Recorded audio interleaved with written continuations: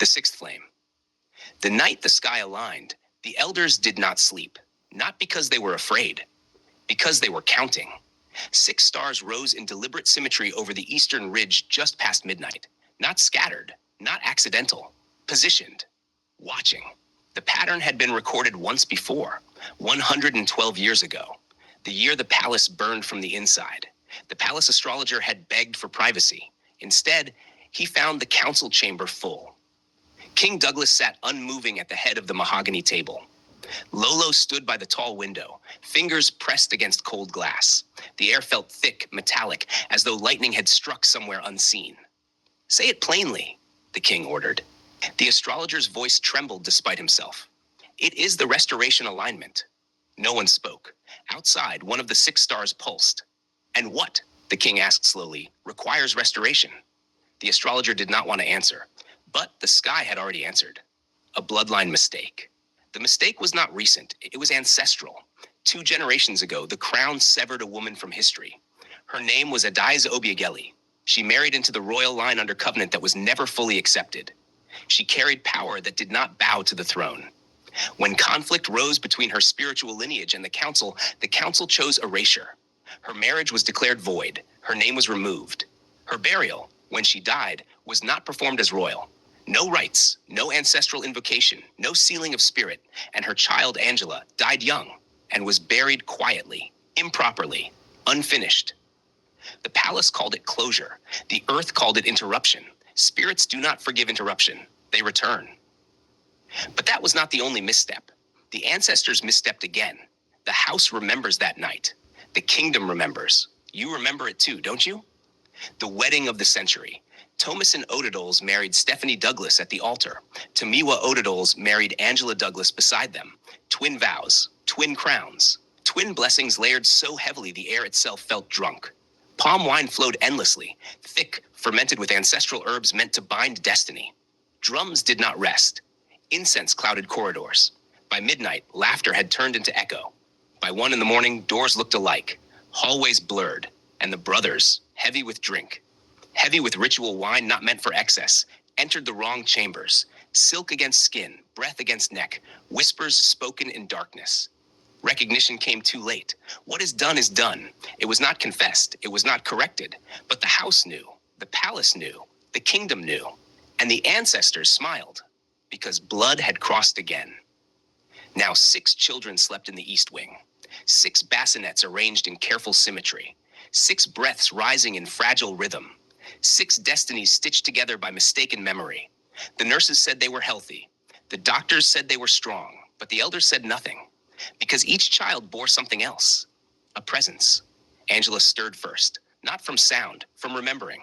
She rose from bed slowly, barefoot, walking toward the nursery. She did not wake fully. She drifted, like someone walking home. Inside the nursery, 1 infant was awake, eyes open, 2 open, watching the ceiling as though something moved across it. Angela felt her chest tighten. A whisper brushed her ear. "I am here." She froze. Stephanie entered seconds later, drawn by the same invisible thread. "Did you hear?" "Yes," Angela whispered. Neither finished the sentence, because the cry began. 1 child, then another, then all 6, simultaneously, not frightened, not pained, calling. At dawn, the elders ordered the ancestral chamber opened. It had not been entered since the last coronation. Dust-covered bronze faces of kings long dead. The air was stale. But when the 6th candle was lit, the temperature dropped. Each child was placed briefly in the center of a circle of white flame. Baba Adeyemi began the invocation. Founders were called, queens were acknowledged, warriors were summoned. Then, he spoke a name not heard aloud in decades. Adaize Obiageli. The flames bent inward, violently. All 6 children screamed, not crying, screamed. The sound was wrong, layered, as if one voice echoed through 6 throats. The candles flickered black, not extinguished. Black. King Douglas stood slowly. That name was erased. Baba Adeyemi did not look away from the flames. "You erased her record," he swallowed. "You did not erase her." The room felt crowded, overcrowded. Lolo's voice was barely steady. "What is happening?" The elder turned. She was not buried properly. Silence, and neither was her child. Angela's breath caught. "What are you saying?" Baba Adeyemi's gaze shifted to 1 bassinet. 1 child had stopped crying. The infant stared directly at him, unblinking. She returned. By midday, the palace physicians confirmed what only the women already knew. One of the six bore a mark. 6 black dots, perfectly aligned, on her buttocks, not birthmarks, not random, placed, the same marking recorded in the forgotten archives of Adeze Obiageli's bloodline. The palace knew. The kingdom had heard whispers of it before sunset. To recognize her, look for 6 black dots. Angela returned home. Her spirit lives in the body of one. She remembers all of it. The council chamber, the erasure, the burial without rites, the soil too shallow, the cold. She remembers her mother. She remembers suffocation. She remembers being denied a name. And she is not gentle. That evening, a letter arrived without messenger. The wax seal bore a crest older than the Douglas insignia. Inside, balance has begun. You buried us without honor. Now we rise within your own blood. The 6 will bring peace in the storm. But first, the storm. Signed, the house that was erased. That night, security doubled, drones circled, priests prayed. But in the nursery, something far quieter unfolded. One infant began humming, a melody no one had taught her. Angela stopped outside the door. Her blood ran cold. She knew that melody. It was sung at her childhood burial, softly, without drums, without crown. Inside, the child turned her head toward the doorway and smiled. Not like an infant, like recognition. The candle near her crib flickered once, then burned steady. Outside, the 6 stars shifted. Closer, the ancestors misstepped, the crown misstepped, the blood crossed. And now, restoration had teeth. 6 were born to balance what pride fractured, but one of the 6 remembers everything. Tell me, if you were buried without honor, would you return gently? Or would you make the kingdom feel what you felt beneath the earth? The storm had not yet begun, but it was breathing, and the 6 children would bring peace after the reckoning. Chapter 2, The Blood Within. The palace never truly slept, not when the blood of missteps ran beneath its floors. Angela moved silently through the east wing, her hands brushing against the dark oak panels. The nursery lay quiet, the 6 children asleep, or appearing so. But she knew better. She could feel the threads of recognition wrapping around her heart like chains. She paused outside the window, looking toward the eastern ridge where the stars still lingered in deliberate symmetry. Her gaze fell to the child nearest her, the one with 6 black dots, perfectly aligned, a mark of memory, of inheritance, of vengeance. Her name was Leadership Odedal's. The girl carried the weight of truth in her skin, in her soul. In her tiny body, the pulse of old injustice beat strong. Angela whispered, almost to herself, "Your mother and mine, we are owed peace." She closed her eyes. Her mind's eye saw the grave where she had been buried, the shallow soil, the absence of proper rites. Her mother's face pale beneath the earth, her lips sealed by royal decree, her spirit twisted with anger and neglect. The winds outside the palace shifted, as though carrying the ghosts of unperformed rituals. Angela's fingers flexed, nails grazing the silks of her robe. We will not rest until the blood is honored, until the ancestors bend and witness what should have been done long ago. In the West Wing, Stephanie sat with her hands folded, eyes calm but alert. She sensed Angela's unrest as if it were a physical pressure pressing against the walls. She had never needed a telescope to see destiny. She had always observed, always measured, always waited. And now she watched the 6 children sleeping, their breaths a rhythm of quiet accusation. "Strength," Stephanie murmured, her voice barely audible. The first of her sons stirred, opening solemn eyes as if recognizing her authority, her claim. "Wisdom." Another followed, the name slipping from her lips like a prayer. "Continuity." The 3 boys looked whole and innocent, but Stephanie knew the truth. They were born of misalignment, not their fault. But their heritage demanded correction, and correction would not come easily. Tomiwa and Tomisin remained unaware of the full depth of Angela and Stephanie's thoughts. Tomiwa lounged in the drawing room, charismatic, every movement measured for effect. Yet even his confident veneer faltered when Angela's stare met his from across the hall. She had grown sharper since the alignment, sharper than the palace walls, sharper than any astrologer's charts. Thomason, calculated, controlled, paced the study. Papers in neat stacks, notes precise, but the weight of blood misaligned made his spine stiff. He had married the wrong sister. He had borne sons not his destined heirs. And yet the children slept, innocent of human law, yet fully aware of cosmic law. The first night of March 2026 had written a story the palace had tried to ignore. A night when palm wine flowed like a river, when laughter obscured direction, when the two brothers entered the wrong chambers, and the deed was done. Angela had slept with Thomason, Stephanie with Tomiwa. Children were born, futures forged in misalignment. But now the palace, the stars, and the children demanded correction. Angela's voice broke the silence. We cannot ignore what was done, thinking it will undo itself. Every child, every wife, they must be placed in the chambers of their rightful husbands, as it was the first night, the night of March 2026. Stephanie nodded. It is the only way the blood can be righted. Only then can the children grow without the burden of stolen destiny. The nursery became the council. Mothers and fathers gathered quietly, unspeaking, the air electric with ancestral wrath. The 6 children lay like living symbols of imbalance. Angela's eyes lingered on leadership Odidols, the girl with 6 black dots. They feel it, Angela whispered. Even in sleep. They remember the misstep of their fathers, of the house. The children know, and they will not forgive what was denied them. Tomiwa's smile faltered. Are you suggesting we? His voice trailed, disbelief tasting bitter in his mouth. Yes, Angela said. We must swap. For the bloodline, for the future. You will take Stephanie tonight. Thomason will take me. Only then can the balance settle. Stephanie's gaze swept across the nursery, resting on each of her sons. Strength, wisdom, continuity. You deserve to be in the arms of your rightful father. They are innocent, but they carry old mistakes. Thomason nodded slowly, calculated, controlled, but there was a tremor in his jaw. And the girls? Angela gestured toward the east side of the room, toward grace, leadership, and joy. My daughters, my responsibility, my blood, they must sleep in the chambers of their true father. Nothing else will satisfy the ancestors. The palace seemed to hold its breath. Servants moved silently, observing without intervening. Drones hovered above, but even the technology felt inadequate before the gravity of what was about to be done. It was not scandal they feared, not public opinion, not even the priests. It was the wrath of a bloodline denied, the reckoning of spirits who had never been allowed proper rest. Angela's hand rested lightly on leadership Odidol's tiny shoulder. You will remember, you will see, you will carry her memory with you, and mine, and you will demand justice, even if it takes your lifetime to deliver it. The girl's black dots shone faintly in the dim candlelight, like ink made sacred by destiny.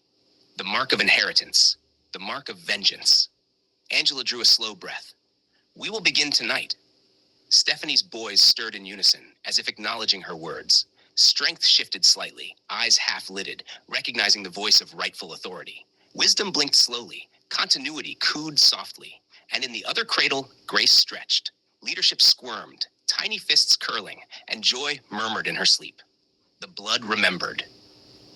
The swap could not be hurried. Ritual dictated sequence. Tradition demanded silence. But the pulse of inevitability beat through the chambers. Angela's mind traveled back to her own improper burial, to her mother's unperformed rites. She could feel the weight of soil, the absence of fire, the severed chants, and the unsanctified offerings. Every heartbeat of leadership Odidols whispered vengeance. Every breath was a demand for rectification. This is why they came, Stephanie murmured to no one in particular. Not for celebration, not for blessings, but for justice. The blood demands it. Tomiwa swallowed, eyes dark. And if the kingdom refuses? Angela's lips curved slightly, coldly. Then we will make them witness every misstep, every denial, every forgotten prayer. They will see the storm before it arrives.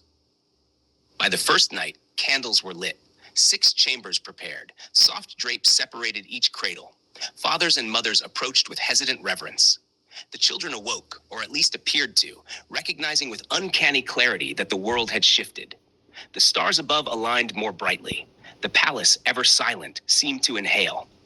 Angela entered Thomason's chamber, placing leadership Odidols gently in her husband's arms. Your destiny begins here. Stephanie moved to Tomiwa's chamber with her sons, the boys alert, staring into their mother's eyes.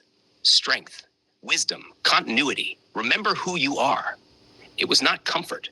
It was recognition, and the palace walls shivered. Outside, the 6 stars pulsed again. The ancestors whispered in forgotten tongues. The blood was stirring. The reckoning had begun. 6 children born of error. 6 children destined to restore. 6 children whose very existence carried vengeance, memory, and justice. Angela whispered, almost to herself, her eyes gleaming with fury and hope. My mother, myself. This night, your names will finally be honored, and the kingdom will see what is owed. The palace, finally, seemed to understand. Not celebration, not joy, only preparation for the blood within. Chapter 3. First Night of the Swaps. The palace was unnaturally quiet. Not the quiet of rest, of slumber, but of anticipation. Thick, coiling, aware. The kind that settled in the cracks of marble floors and lingered behind heavy curtains. It had smelled the night coming, smelled the movement of blood correcting itself. Angela's hand rested lightly on Leadership Odidol's as Thomason's arms closed around her daughter. The girl stirred slightly, blinking wide eyes that seemed far older than her weeks of life. Those 6 black dots were faint under her swaddling cloth, but unmistakable, marks of memory, of inheritance, of vengeance. Angela whispered softly, voice low, almost a prayer. You remember. All of it, every injustice, every misstep. We will honor them tonight. Leadership shifted, fists curling, and a soft hum seemed to emanate from her chest, a rhythm older than the palace itself. The air thickened, warm, and subtle vibrations moved along the walls. Thomason frowned, gripping the child closer. He could feel it, the intelligence, the awareness, the weight of the bloodline. Across the wing, Stephanie placed her sons, strength, wisdom, continuity, into Tomiwa's arms. The boys stiffened at first, then relaxed, as though recognizing the presence of their rightful father. Their eyes, dark and unblinking, scanned the room, taking in every shadow, every whisper of movement. This is not normal, Tomiwa muttered, though he did not release the children. His hands trembled slightly. Something primal, something older than reason, was stirring inside the walls of the palace. Outside, the night carried a wind that did not blow, but seeped. It pressed against the windows, a cold awareness that spoke without voice. Candles flickered in the corridors, though no draft could be felt. The palace had felt the blood wronged, the spirits denied, the ancestors misstepped, and now it was awake. Angela moved to the corridor window, watching the stars aligned above the eastern ridge. Their light seemed sharper, purposeful, and she felt a pulse in her chest, a heartbeat in time with the celestial order. Leadership Odidol's pressed her tiny hand against her mother's chest, small fingers curling around an invisible thread, connecting past to present. Angela whispered again, almost to herself, this night will finish what was started. Every child, every parent in their rightful place. Nothing else can be allowed. The palace walls seemed to shift. Portraits of past rulers blinked in the candlelight. Shadows stretched unnaturally across floors and walls. Every servant, every guard, every watchful drone hovering above the corridor sensed it, though none dared speak aloud. The first stirrings came from the nursery. Grace Odidol's, the eldest of Angela's daughters, opened her eyes. She stared at the ceiling, gaze sharp and deliberate. A soft cooing escaped her lips, but it carried meaning. The room responded.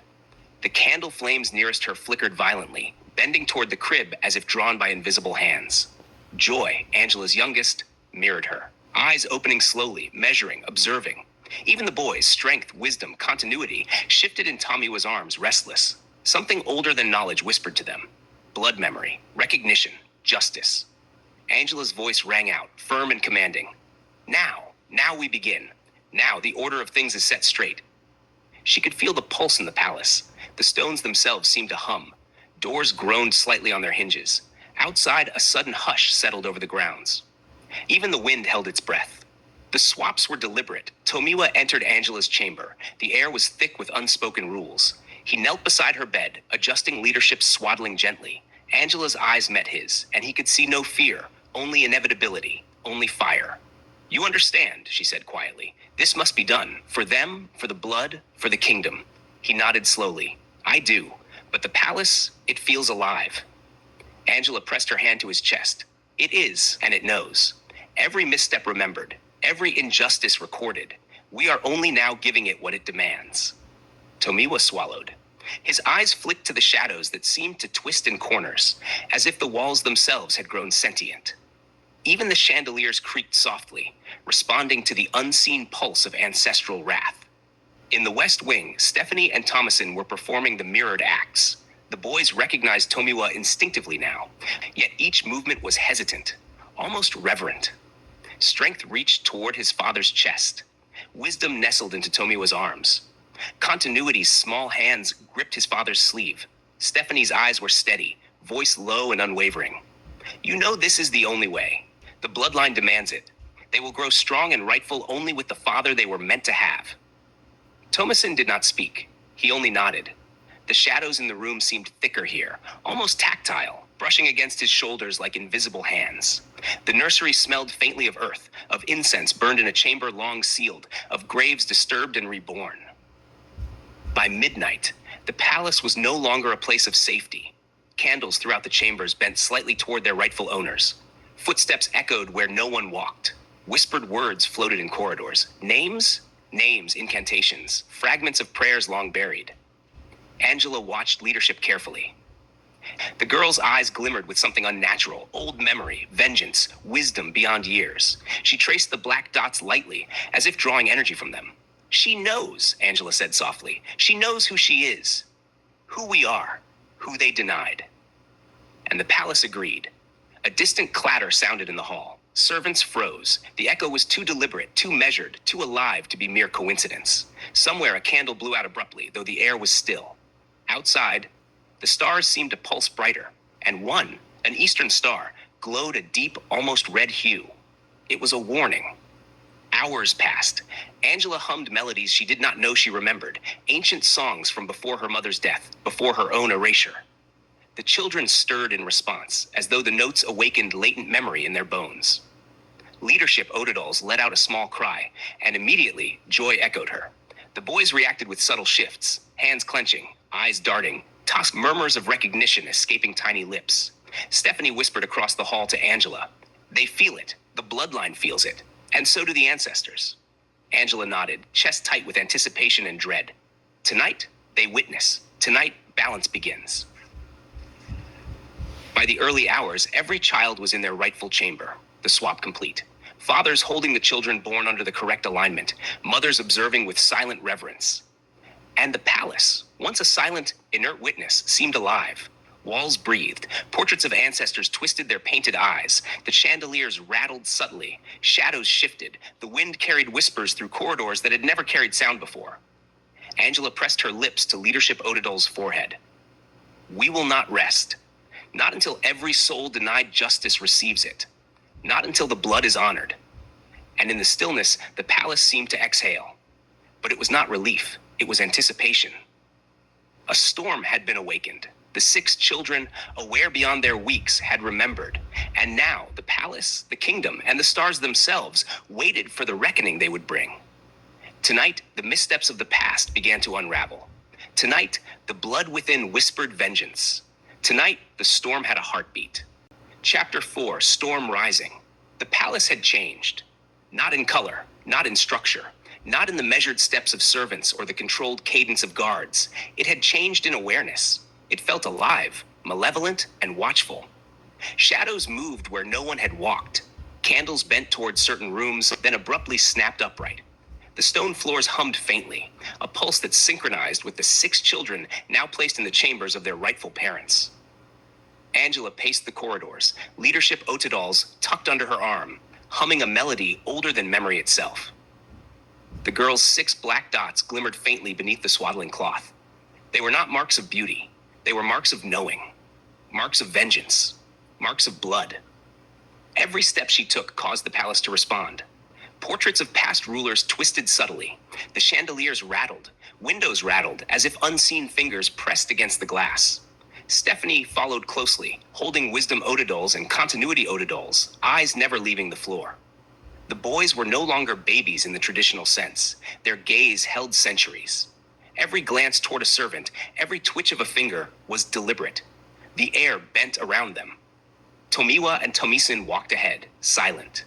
The weight of responsibility and fear pressed against their chests like iron. They had done what the stars demanded. They had completed the swaps.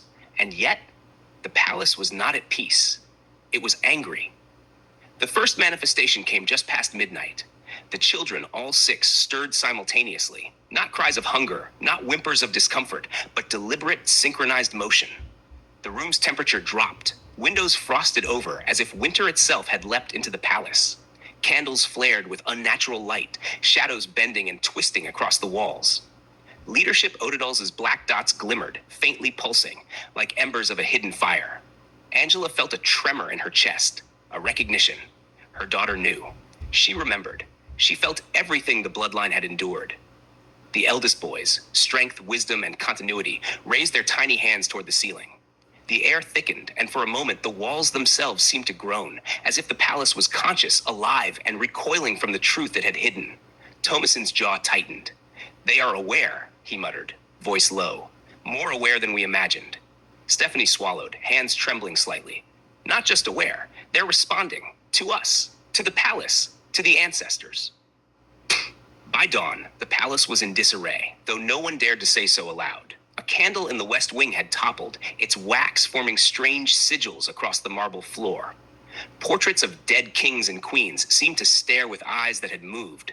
Tapestries rippled as though caught in an invisible wind. Servants whispered, afraid to leave rooms, afraid to move objects, afraid to breathe incorrectly.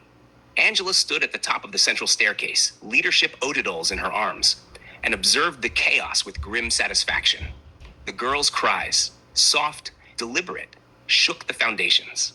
It was as if each sound carved the truth deeper into the palace walls. Grace and Joy Odidals began murmuring in unison, soft coos that resonated through the corridors. The sound carried weight, a vibration that unsettled anyone within earshot. Guards who had been stationed for years dropped to their knees, clutching their heads. Even Lolo trembled slightly, fingers pressed to her lips. The children were small, but the power within them was immense. At midday, a low rumble began beneath the palace. Not thunder, not earthquake. Something older, slower, deliberate. The ground beneath the courtyard pulsed in time with the children's breathing. Windows rattled, chandeliers swayed violently. Servants screamed as unseen hands knocked objects over, spilling ink, water, and sacred oils across polished floors. Angela's eyes narrowed. They are demanding recognition, recognition of blood, of pain, of injustice. Stephanie whispered back, voice barely audible, "And they will not stop until it is given." The palace doors slammed shut simultaneously, though no wind had passed. Security guards ran to inspect, only to find the halls empty of intruders. The only movement came from the nursery, the epicenter. Leadership's cries rose to a pitch that sounded almost human, almost ancestral. The black dots glowed. Shadows across the ceiling writhed like living creatures. Grace and Joy cooed in counterpoint, and the boys, strength, wisdom, continuity, stiffened in their arms, tiny fists clenching and unclenching in precise timing. The palace shivered as if it had remembered centuries of missteps, of erasures, of unburied blood. By evening, the kingdom beyond the walls had noticed. Rumors spread like wildfire. Windows rattled in distant estates. Servants spoke of lights bending unnaturally. Priests whispered about alignment and prophecy. The markets buzzed with frantic speculation. "The Douglas children," one vendor muttered, "they're not right. Something ancient walks inside them." Angela, moving through the halls with leadership pressed to her chest, felt the stirrings of rage, the inherited vengeance she had carried for her mother, Adaize Obiageli. The girl's spirit lived in leadership, and every pulse of energy in the palace answered to that lineage. "She remembers," Angela said under her breath. "Everything, every insult, every erasure, every ritual denied, and she will see it corrected." By midnight, the supernatural acts escalated. A portrait of King Adekunle Douglas, long deceased, shivered violently on the wall, eyes bleeding shadow. Tapestries lifted from their hangings, twisting like serpents. Candles across the palace flickered with black tongues of flame. The children, though small, orchestrated it with unerring precision. Their awareness was total. Every movement, every glance, every sound produced a ripple that carried through the stone and wood. Leadership's cries became a song. The black dots pulsed faster, glowing, almost marking the walls themselves.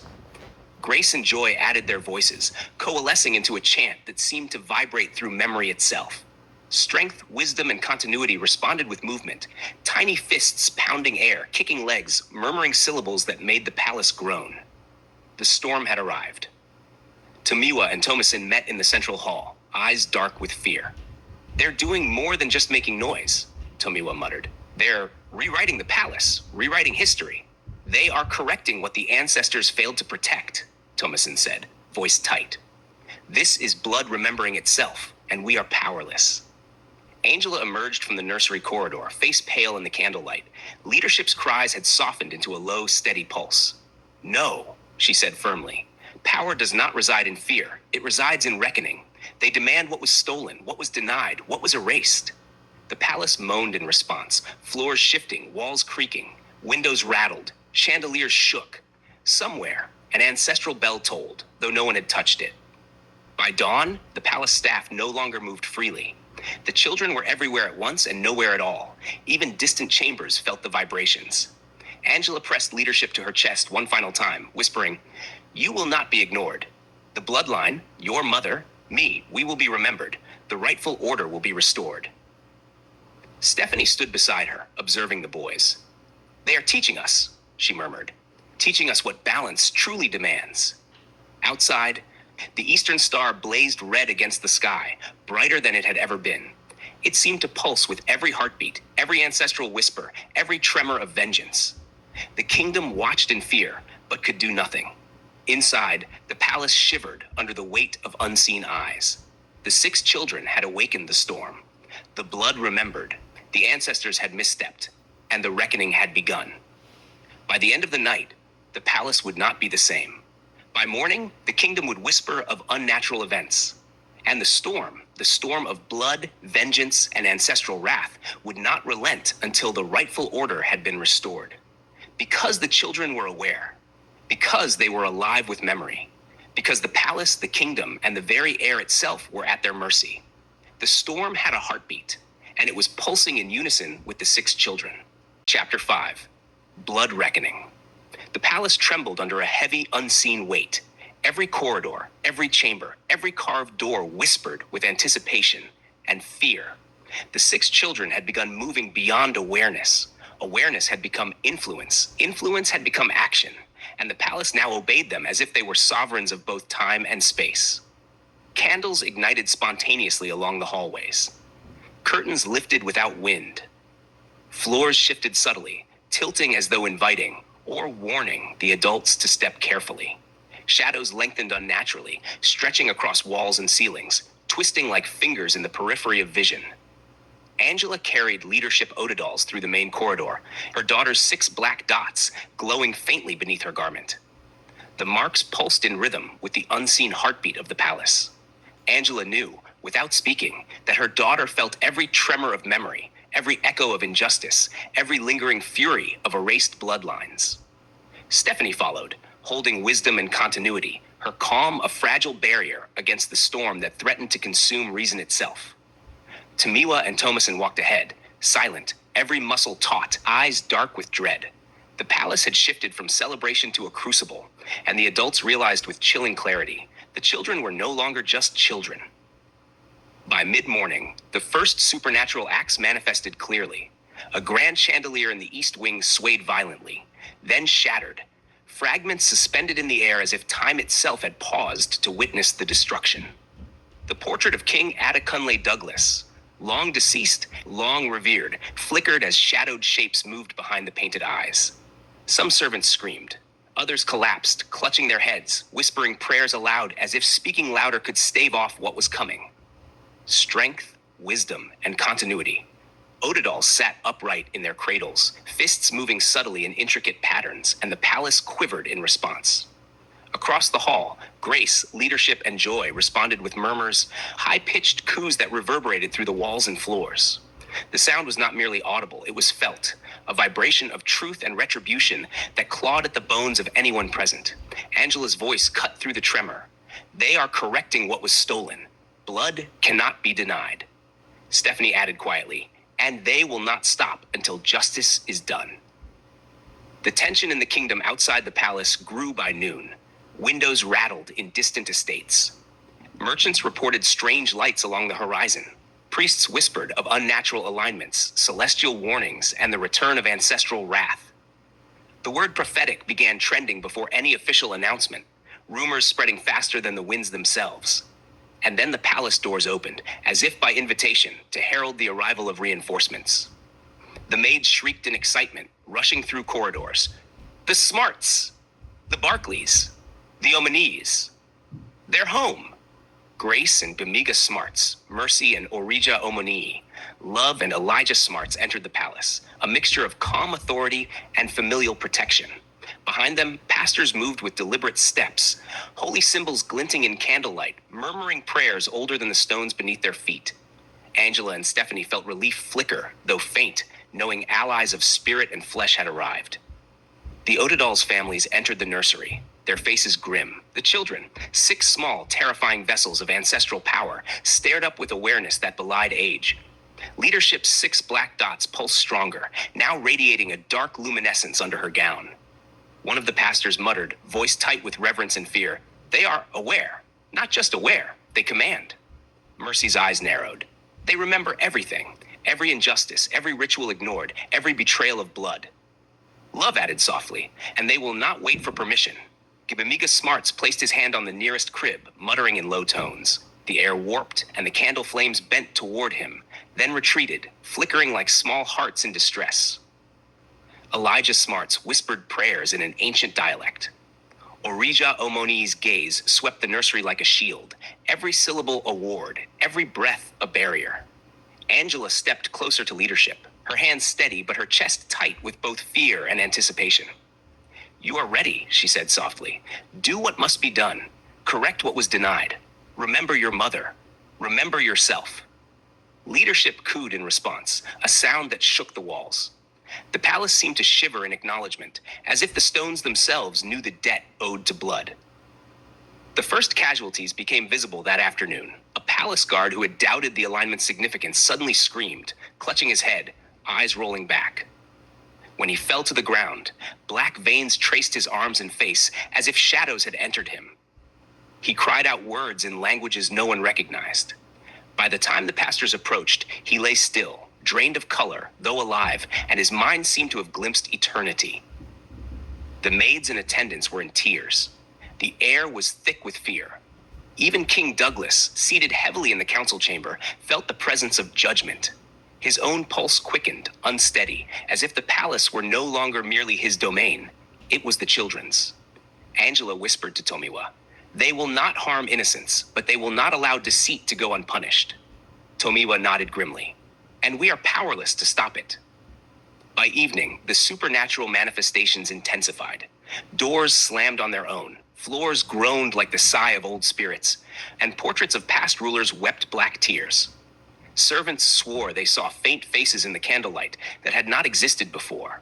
Faces of erased heirs, vengeful spirits, and the forgotten bloodline that had been denied recognition. Leadership Odedals cried once, and the nursery filled with a low vibration, a hum that resonated through the palace. Grace and Joy joined her in a soft, synchronized chant.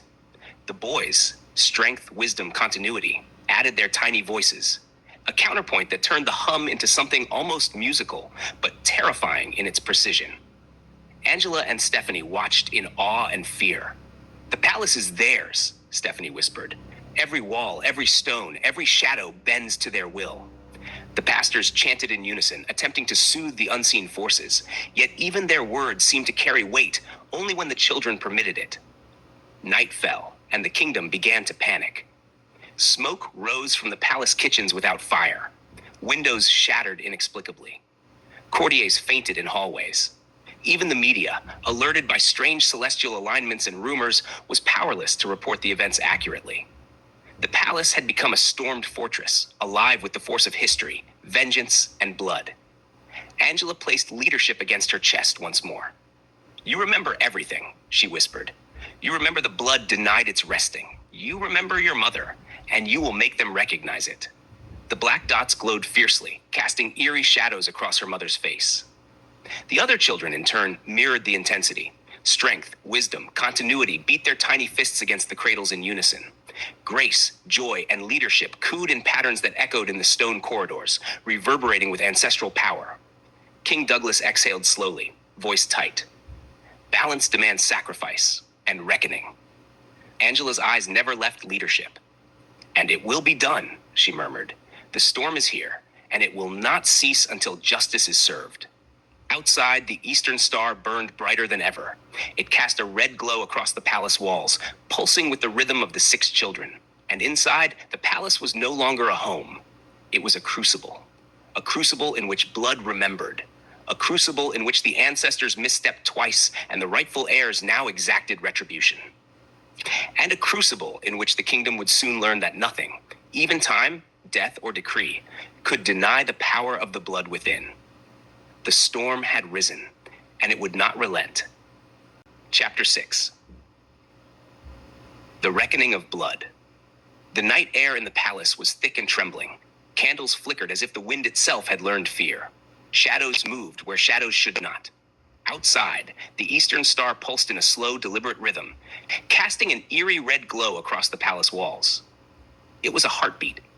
The heartbeat of blood, of memory, of vengeance. Love, grace, and mercy slept deeply in the West Wing. Yet their sleep was not ordinary. Dreaming became seeing, and seeing became knowing. They all woke simultaneously, gasping as if some invisible hand had yanked them from the depths of an abyss. Vivid images seared through their minds.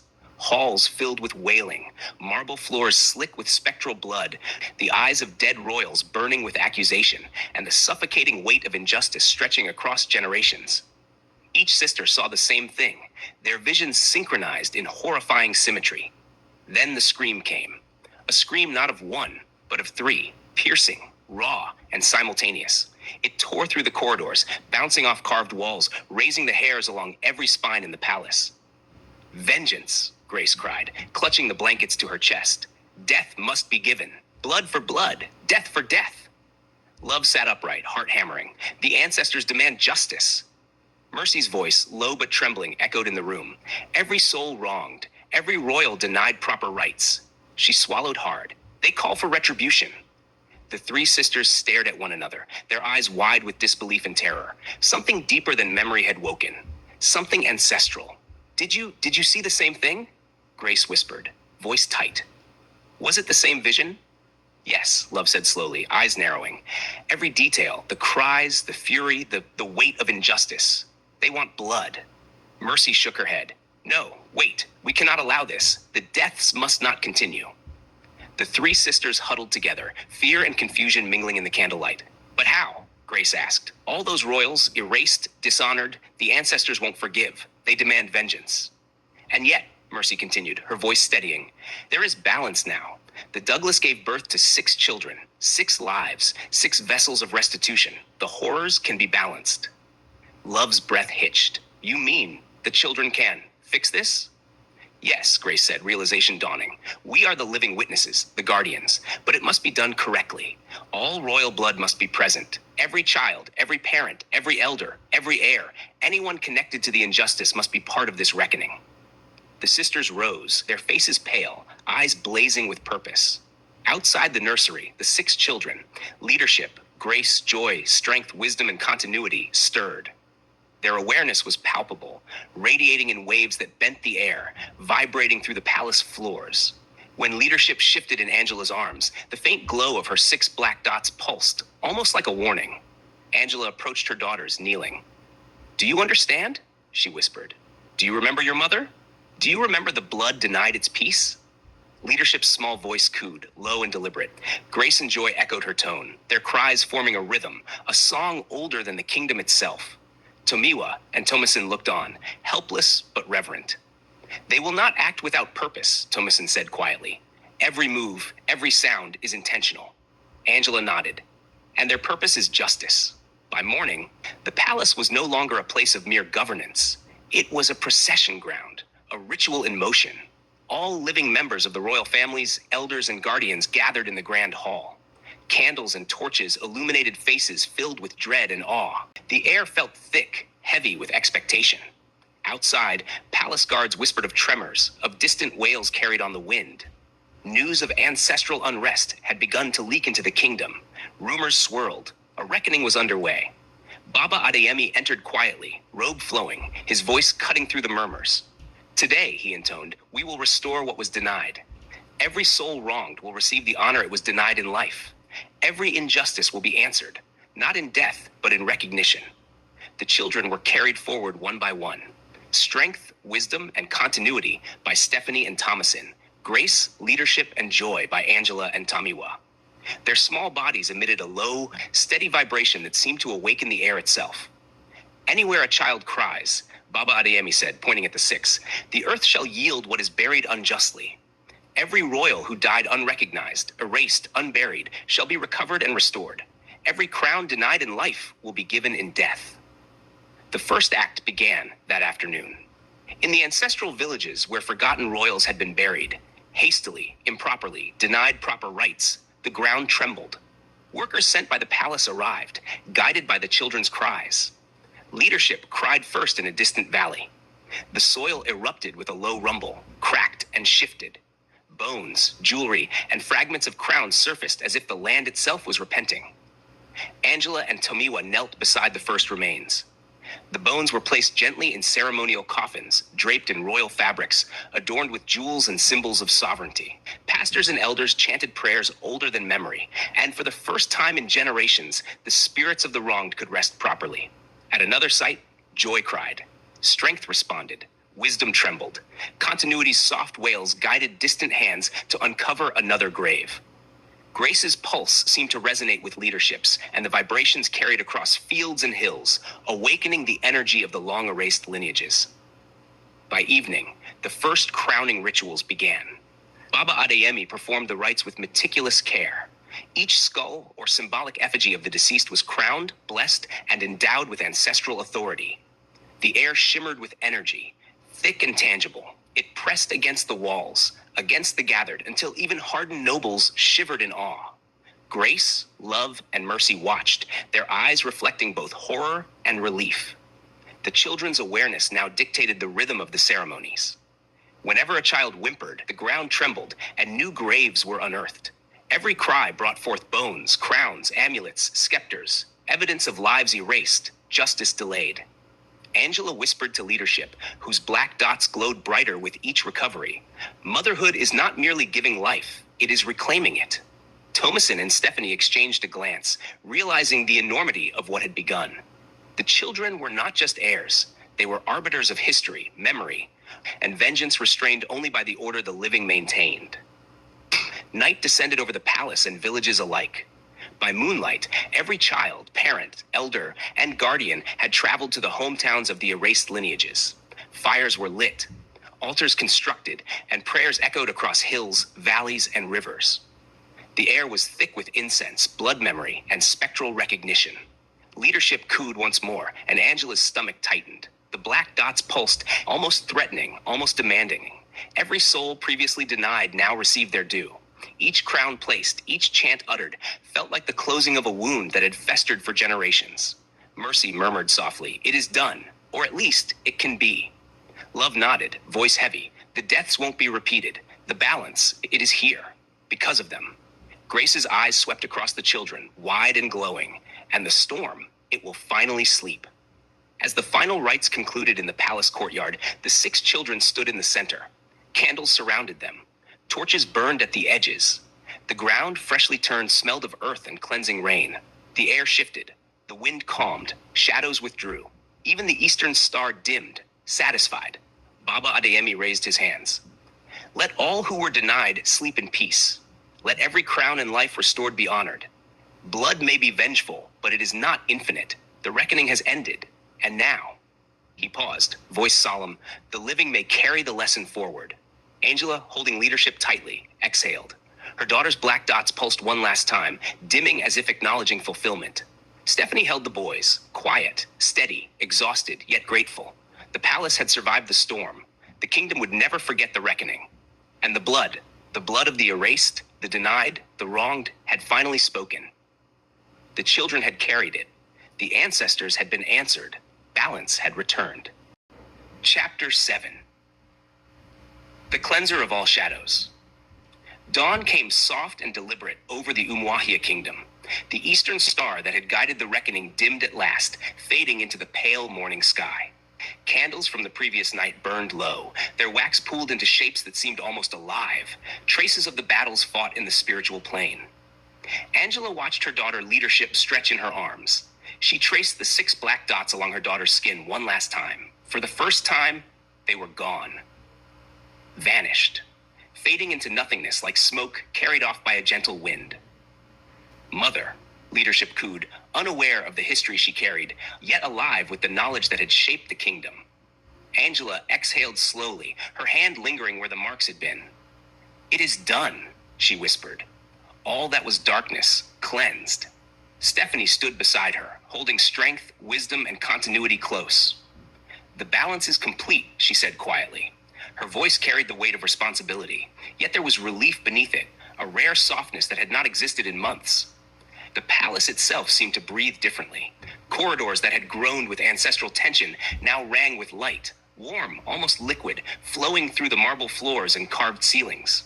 Shadows still lingered in corners, hesitant, but they held no authority.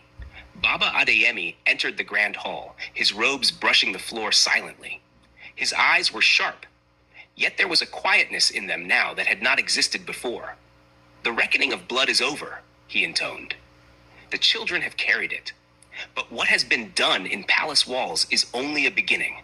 The kingdom beyond must cleanse itself, or the shadows will remain." Lolo approached the eldest custodian. "What must happen?" she asked. He raised a hand, the lines of his face illuminated by the early sun.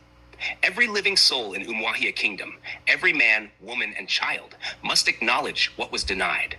Every household must perform the ritual of cleansing, offering apology to the spirits, restitution for every wrong, and prayers for peace." Grace, Love, and Mercy, who had watched the previous days unfold with a mix of awe and terror, exchanged glances. Their visions had shown them the weight of the kingdom's guilt. The shadows that lingered were not the fault of the royals alone. Every misdeed, every concealment, every injustice had seeded them. Mercy broke the silence. "Then it is not only the palace that must act," she said.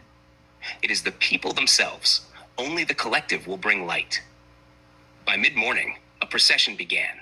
Children and elders, nobles and commoners, all gathered in the palace courtyard. The 6 children, leadership, grace, joy, strength, wisdom, and continuity, stood in the center. Each carried the energy of balance, their awareness heightened. Leadership's presence radiated calm now, her black dots gone, but her gaze carried the memory of justice fulfilled. Angela and Stephanie guided the children. "Watch and listen," Angela instructed. "Every word, every gesture must be absorbed. This is how peace spreads beyond these walls." Baba Adeyemi began the incantation, his voice echoing like ripples across a lake. "Spirits wronged, return to rest. Blood denied, be blessed. Shadows cast, be released. Light arise, let the land breathe." From the first words, the air thickened and shimmered. Shadows trembled along the edges of buildings. The ground pulsed faintly, as if the kingdom itself acknowledged the ritual. The children's voices joined, low and resonant, not spoken but felt, vibrating in the bones of those present. Joy cried once, and the shadows recoiled. Strength hummed, and the air grew lighter, as if inhaling hope. Angela lifted leadership high. The little girl's eyes were closed, but her presence radiated certainty. Baba Adeyemi whispered, "The marks have gone. The debt is lifted. The darkness cannot remain where light is present." By afternoon, every district of the kingdom had been called. Town criers, messengers, and village leaders spread the news. All families must perform the cleansing ritual. Each household laid offerings of water, salt, and ancestral symbols. They chanted prayers for the royals, for the forgotten lineages, for every soul wronged. The children, guided by the sisters and the elders, moved through the streets of Umuahia. Their presence caused people to pause, to listen, to feel. When leadership cried softly, the citizens instinctively bowed their heads, their voices joining in hymn. When joy's hum echoed through an alley, shadows dissipated like mist. Even the hardest skeptics could feel it. Something old, wrong, and heavy that had lingered in their town for generations was beginning to lift. At sunset, the cleansing reached the outskirts of the kingdom. Villages long thought abandoned had bones, artifacts, and remnants of the wronged buried improperly. The children, carried by their mothers, guided workers to exhume these remnants with care and reverence. Crowns were placed, robes laid, and prayers recited over every piece of ancestral memory. Angela knelt at one mound, whispering to leadership, This is what your bloodline remembers. This is what your family carries." Leadership traced her small fingers over the ceremonial crown, and for the first time, her gaze seemed to pierce the veil between life and spirit. A soft glow emanated from her chest, spreading outward, enveloping the mound in warmth. The ground softened, and the shadows that lingered over the bones lifted, as if sighing in relief. Stephanie mirrored her with strength, wisdom, and continuity at another site. Their presence, steady and calm, anchored the air. Every ritual performed was acknowledged by the land itself. The kingdom had begun to forgive itself. Night fell, and the 6 children returned to the palace. The sisters gathered in the courtyard. The air was still, yet alive, humming with residual energy. The candles that had been placed earlier flared briefly, then dimmed to soft, steady points. "The black dots are gone," Grace whispered, tracing the empty space on leadership's skin. All that pain, all that injustice. Lifted. Love exhaled. Light has returned. Spirit can rest. But it is not only ours to bear. It is the people's burden too. They must live in awareness or the shadows will rise again. Mercy nodded. Tonight the kingdom breathes. Tomorrow, they remember. Above, the eastern star shone faintly. No longer ominous. No longer pulsing. It was quiet, serene, a silent witness to the reconciliation of blood and shadow. Baba Adeyemi raised his hands one last time. Let it be known, the reckoning has ended. The children have fulfilled their purpose. The ancestors may sleep, and the living may carry the light. Angela held leadership close, whispering softly, "Rest now, my child. Your mother's blood is honored. Your blood is honored. The kingdom can breathe because of you." The palace itself seemed to sigh in relief.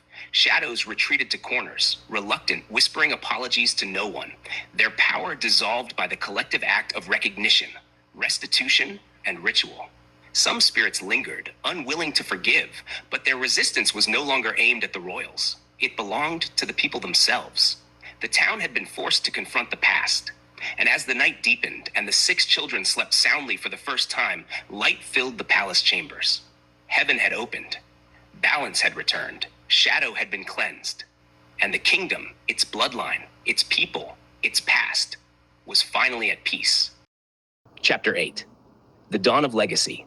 The sun rose pale over Umuahia Kingdom. It did not arrive with triumph. It arrived cautiously. Light filtered through the thin veil of morning mist that clung stubbornly to the palace gardens, touching the wet leaves of the almond trees and the marble statues that had stood guard over the kingdom for centuries.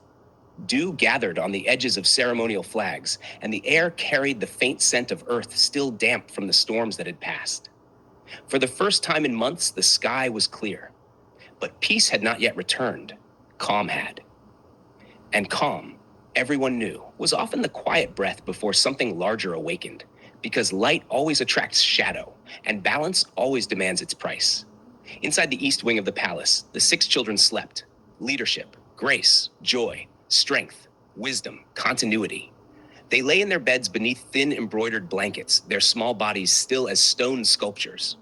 But sleep had not claimed them completely. Even in rest, their awareness pulsed like a quiet current moving beneath still water. Their fingers curled slowly against the fabric. Their eyes moved beneath closed lids. They were dreaming. But these were not the dreams of ordinary children. Within the landscapes of their sleep, voices whispered in forgotten dialects. Faces appeared, men and women dressed in garments long vanished from the world. Maps of old territories stretched across their thoughts. Rivers that no longer existed traced silver paths across memory. The dreams did not frighten them. They instructed them. Strength walked through a battlefield older than the palace walls. Wisdom sat beside an ancient priest beneath a tree that had been cut down generations ago. Continuity watched the construction of the first royal hall of Umuahia. Grace heard songs sung by women who had died without graves. Joy ran through villages that existed now only in history books. Leadership stood at the center of it all, watching, listening, remembering. Their bodies remained still, but their inheritance was waking. Angela and Stephanie stood on the balcony overlooking the palace gardens. They had not slept. Neither of them could.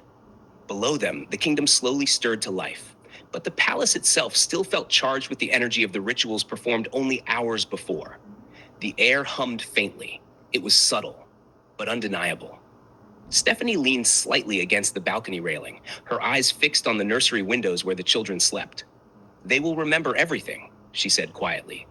Angela followed her gaze. Leadership's silhouette moved faintly behind the curtain. Stephanie continued. "Not just their own lives," she paused, "but the lives that came before." Angela did not respond immediately. Instead, she wrapped an arm gently around the small shoulders of Grace, who had wandered sleepily onto the balcony. Grace rested against her without speaking. Angela's voice was soft, and because of that, she exhaled slowly. They will change everything. Footsteps echoed softly behind them. Tamiwa entered the room, adjusting the cuffs of his shirt. Normally, his presence filled every space with effortless charisma. His name carried weight far beyond the palace walls. Cameras adored him. Crowds adored him. But today, the charm had softened. Responsibility had replaced it. The people are performing the rituals, he said. Angela turned toward him. But Tamiwa leaned against the doorframe. But some of them are still afraid. Stephanie nodded slowly. They should be. Tamiwa raised an eyebrow. You agree with that? Angela's voice sharpened slightly. This kingdom ignored what it buried for generations. She gestured toward the distant hills. The dead were not silent. They were patient. By midday, the palace corridors filled with movement. Messengers arrived one after another from surrounding provinces. Letters, scrolls, verbal reports, each carrying the same message. Umuahia was remembering. In distant villages, families had begun performing cleansing rites beside forgotten graves. Old burial grounds were being reopened carefully, respectfully. Priests stood beside elders, chanting names long absent from official records. Ceremonial robes were draped over bones exhumed from shallow earth. Crowns were placed beside skulls. Some wept, some prayed, some simply stood in stunned silence. But everywhere, the same realization spread through the land. The past had not disappeared. It had been waiting. Baba Adeyemi appeared in the palace hall just as another messenger finished speaking. His robes moved softly with each step, and his eyes held the steady sharpness of someone who had expected this moment long before it arrived. Umuahia remembers, he said. The room quieted. But remembering, he continued, is only the beginning. Angela folded her arms. The children. The elder nodded. They must now guide the living. Stephanie's voice was calm. And what if the living resist? The elder did not hesitate. Then the children will remind them. Angela glanced toward the nursery doors. They carry more than blood. Baba Adeyemi nodded. They carry authority. He looked toward the ceiling. Authority granted by truth and witnessed by the spirits. By late afternoon, the palace courtyard had transformed. Large ceremonial tents stretched across the stone ground. Market stalls appeared at the edges, not as celebration, but as gathering places for those who had traveled far to witness what was unfolding. Delegations arrived from neighboring territories, scholars, elders, observers, and ordinary citizens who simply wanted to see the children whose cries had opened graves. At the center of the courtyard, 6 small platforms had been arranged. The children sat upon them quietly, watching, listening, absorbing. Their expressions were calm, but their presence altered the air around them. The first crowd approached cautiously, heads bowed, voices lowered, whispers spread quickly. Do you see her? The one named leadership. They say she sees everything. She carries the balance blood. Angela stepped forward. Her voice carried across the courtyard clearly. These children are not ours alone. The murmurs quieted. They belong to this kingdom. Her eyes moved across the gathered faces. Every injustice buried, every silence kept, every name erased. She paused. Today we begin correcting them. The 6 children stood simultaneously. Their small voices rose together, not loud, but resonant. Balance, truth, blood, peace. The words rippled through the courtyard like a low vibration through stone. Wind swept across the palace grounds suddenly. Flags snapped, candles flickered. Some elders dropped to their knees instinctively. They recognized the feeling. It was not power, it was alignment. Inside the palace chambers, Queen Lolo sat with Baba Adeyemi, her hands folded in her lap. What comes next? The elder's voice was simple. Teaching. She frowned slightly. The children are barely 4. He smiled faintly. Exactly. Evening fell slowly. Grace, love, and mercy arrived just as the sky turned deep amber. They entered the palace like a returning tide. Grace paused the moment she saw the children. Her breath caught. They are different. Love nodded slowly. The black dots. She stepped closer to leadership. They are gone. Mercy studied the child carefully, but the presence remains.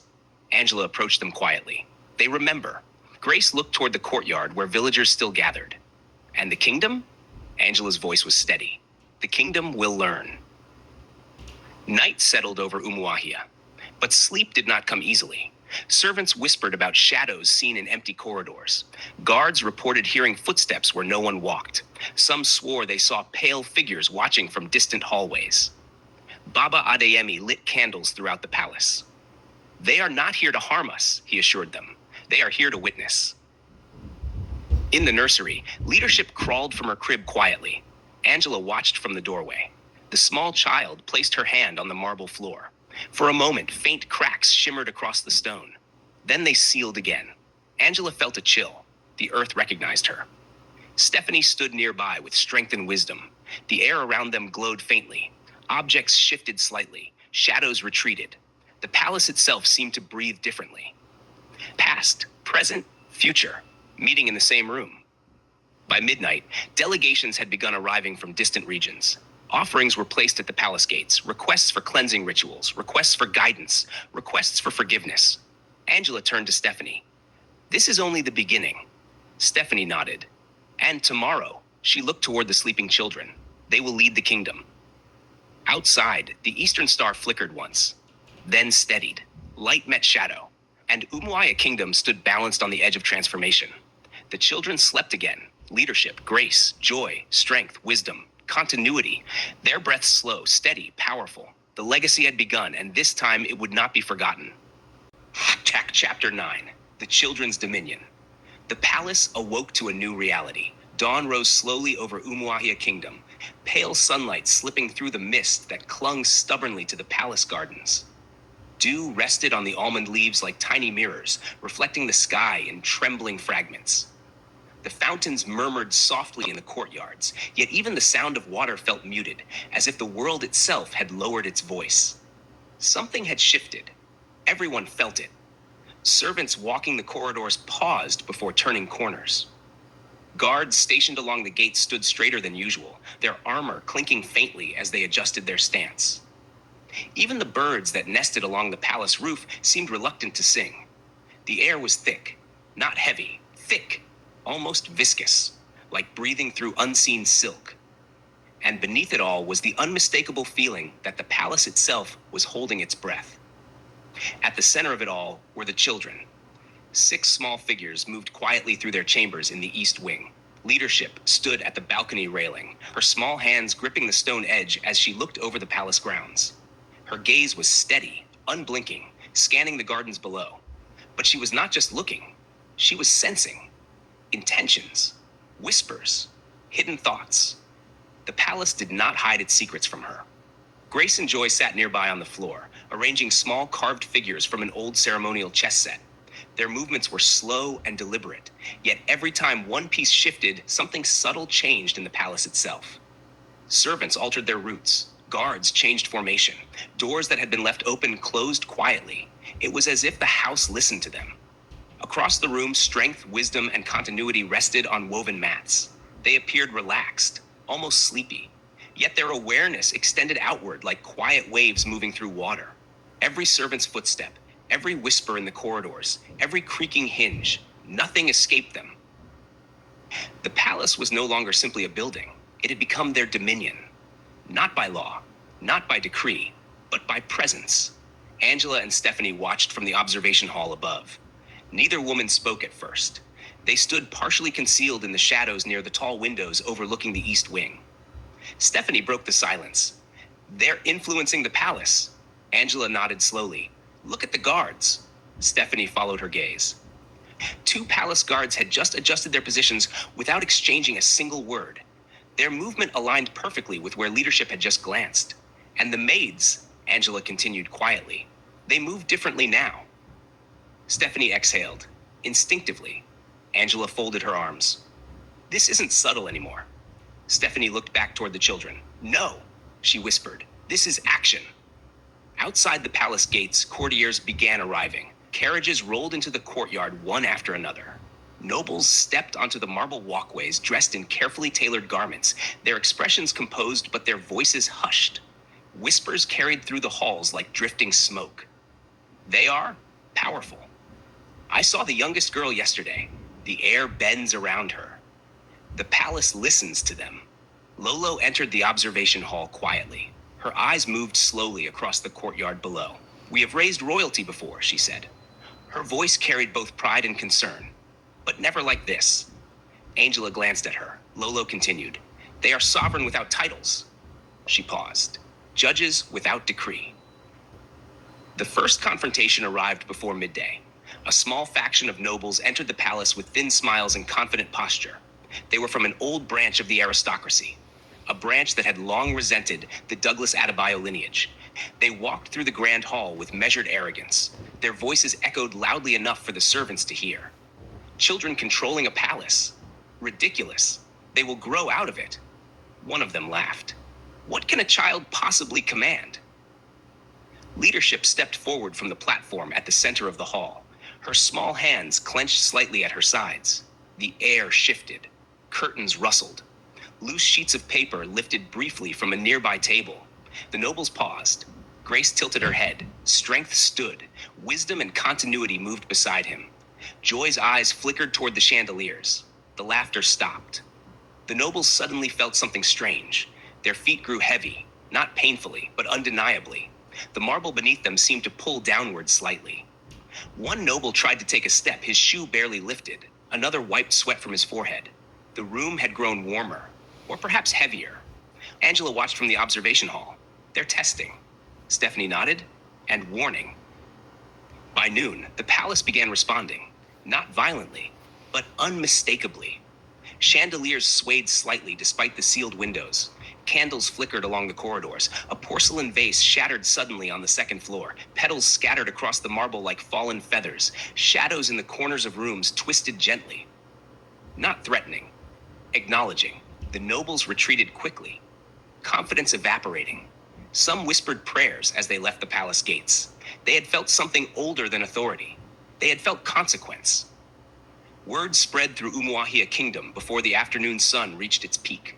Markets buzzed with rumors. Farmers spoke of it in the fields. Travelers carried the stories to nearby villages. The palace listens to them. The children command the air. The blood remembers. People began gathering outside the palace walls. Not in protest, not even in curiosity, in reverence. Some knelt, some simply stood quietly, watching the windows, waiting. Inside the palace court, the first spiritual casualty appeared. A minor noble entered the eastern wing demanding audience. His voice carried loudly down the hallway. I will not be ruled by children. Moments later, he screamed. Guards rushed toward the sound. They found him collapsed on the marble floor. His eyes wide, his body rigid, his voice barely a whisper. The blood remembers. He repeated the phrase again, and again, and again. The children see. By evening, the story had spread across 3 provinces. The kingdom gave it a name, the Children's Dominion. Angela stood in the hallway watching leadership from a distance. The girl had not moved in several minutes, yet the air around her hummed faintly. She commands without moving, Angela whispered. Stephanie observed strength adjusting the position of a table nearby. Servants immediately rearranged the rest of the furniture in the room to match. Every action reinforces balance, Stephanie said softly. Angela smiled faintly. It's terrifying. Stephanie nodded, and beautiful. Night fell, but the palace did not sleep. Candles flickered in every hallway. Doors creaked softly without wind. Some servants swore they saw figures watching from the edges of rooms. Ancestors, witnessing.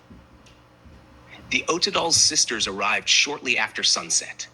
Grace and Gbemiga Smarts, Mercy and Orija Omonii, Love and Elijah Smarts. They entered the palace quickly, accompanied by pastors carrying prayer books and ceremonial oils. The maids shouted excitedly through the halls. The Smarts, the Barclays, the Omaniis, they are home. Grace approached the children slowly, her eyes widened. They've grown. Love knelt beside leadership, the black dots. She looked at Angela. They're gone. Angela nodded, but the power remains. Mercy studied the children carefully. They remember. The pastors whispered quiet prayers. Candles flickered again. The wind moved softly through the hallways, as if confirming what everyone now understood. Authority had shifted. Later that night, the children's awareness deepened. Joy crawled across the polished marble floor of the East Wing, where her fingers touched the stone. Faint traces of light shimmered briefly. Leadership stood completely still, yet the air trembled around her. Strength, wisdom, and continuity moved through the corridors slowly. Guards felt their heartbeats synchronize with the children's footsteps. Angela whispered quietly, "They are no longer children." Stephanie nodded. They are instruments of consequence. The palace breathed, walls pulsed faintly, doors opened and closed softly, footsteps echoed in empty hallways. The ancestors had returned fully, and the six were their vessel. By midnight, Umuahia Kingdom trembled again, not from storms, from realization. Villagers dreamed of the children commanding balance. Spirits aligned with ancient promises. Markets fell silent. Soldiers knelt. Priests wept quietly. The Douglas bloodline had once been ignored. Now it could not be. Angela and Stephanie stood together in the observation hall once more, hands linked, watching the palace, watching the kingdom. The palace had survived centuries of missteps, bloodlines erased, rituals forgotten. Now it stood transformed, not merely a palace, a nexus, a convergence of past, present, and destiny. Leadership's voice carried softly through the corridors, barely above a whisper, yet every corner of the palace heard it. Balance, truth, blood, peace. Outside, the Eastern Star flickered once, then steadied. The kingdom listened, and the children's dominion continued. The reckoning had begun, and nothing, not crown, not fear, not history, would remain untouched. Chapter 9. Shadows of Rebellion. The shadows moved first. They did not creep along the walls like ordinary darkness. They did not hesitate or flicker uncertainly with the wavering of candlelight. They aligned. Something ancient stirred within them. Something older than the palace itself, older even than the kingdom that had grown around it. The shadows carried memory, memory of centuries, memory of injustice, buried beneath marble floors and forgotten beneath ceremonial titles. The palace felt it before anyone else. Stone pillars seemed to vibrate faintly, like bones remembering an old injury. The long corridors of Umuahia Palace shifted in subtle ways. Curtains stirred without wind. Portraits hanging along the walls tilted ever so slightly, as if the painted ancestors inside them leaned forward to watch. The house was breathing, waiting, anticipating. Then the people rebelled. Not with swords, not with fire, but with doubt. Doubt moved through Umuahia Kingdom like smoke through dry grass. Merchants whispered beneath market tents. Palace aides spoke quietly in servant corridors. Nobles gathered in small clusters along the west wing balconies, their voices careful but restless. They are children. How long can this last? No one should hold power like that. The murmurs spread, quiet at first, then louder. Tradition had ruled Umuahia for generations, but tradition had never faced what the kingdom now witnessed. 6 children, awake, watching, correcting, and nothing, no secret, no intention, no deviation from balance, escaped their notice. An elderly court advisor stood near the central stairwell, gripping the brass railing with trembling hands. His voice barely rose above a whisper. The children! His eyes moved toward the east wing. They see everything. A younger noble scoffed.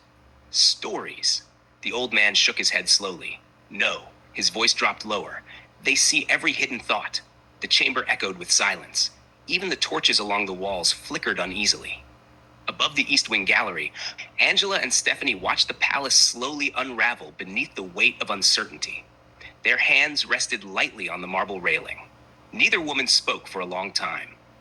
Below them, leadership paced the nursery floor with deliberate steps.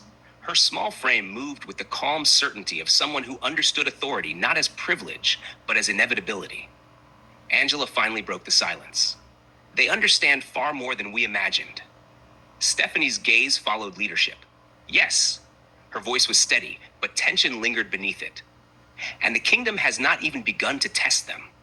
Angela exhaled slowly. They will. Stephanie nodded. The people always do. Her eyes moved toward the courtyard below. Their 3rd birthday approaches. Angela glanced at her. And their aunt's anniversary. Stephanie's expression hardened slightly. The kingdom will gather, and they will underestimate the balance. The first test came quietly. In the central square of Umuahia, villagers had gathered to prepare what they believed would be a simple celebration. 3 years had passed since Grace, Love, and Mercy's marriages. The town wanted music, food, drums. Colorful banners hung between buildings. Market stalls filled the streets with spices and roasted meats. Children ran through the square laughing while musicians tuned their instruments. For a moment, it felt like normal life. But the children were already watching. From the palace balcony, leadership raised her hand slightly. Her fingers flexed, almost playfully, yet the air around her rippled faintly. In the square below, the drummers began playing. Boom, boom, Then suddenly, the rhythm faltered, the beat skipped. Drummers glanced at one another in confusion. Their hands had not moved incorrectly, yet the rhythm refused to follow them. Across the crowd, Grace's gaze settled on a man near the market stalls. He was trying to slip past the festival barriers, carrying a bottle of forbidden palm wine meant for royal ceremonies. The bottle lifted, just slightly. The man froze. The bottle hovered midair, trembling as though held by invisible hands. At first, the villagers laughed. A trick, a prank. Then the bottle remained suspended. The man's smile disappeared. Candles placed along the festival tables began lighting themselves. One by one, flame, flame, flame. No hand touched them. Flowers arranged near the stage shifted slightly in the wind. Their petals turned slowly, forming shapes, 6 small silhouettes. The laughter stopped. Angela leaned closer to Stephanie on the balcony. They are not playing. Stephanie nodded quietly. No. Her eyes followed the movements of the square below. They are teaching. A noblewoman stepped forward into the crowd, her silk robes sweeping across the cobblestones. She raised her voice sharply. Enough of this foolishness. Her tone carried authority. But authority had changed. Leadership's eyes found her instantly. A soft vibration filled the air, barely audible, like a lullaby hummed beneath breath. The noblewoman's voice faltered. Her knees bent slightly, her arms lowered involuntarily, tears welled in her eyes. Not from pain, from recognition. When she straightened again, her posture had changed. Less pride, more humility. She stepped quietly back into the crowd. Grace and Joy moved through the square, small feet touching the stone roads. Where they walked, small corrections followed. A merchant who had secretly stolen coins stumbled over his own cart, spilling goods across the street. He apologized loudly to the crowd. A man who had mocked the Douglas lineage earlier in the morning suddenly fell silent, clutching his chest as if remembering something deeply uncomfortable. Strength, wisdom, and continuity walked behind them. They did not strike. They did not shout. They simply corrected, rebalanced, enforced. Defiance dissolved quietly.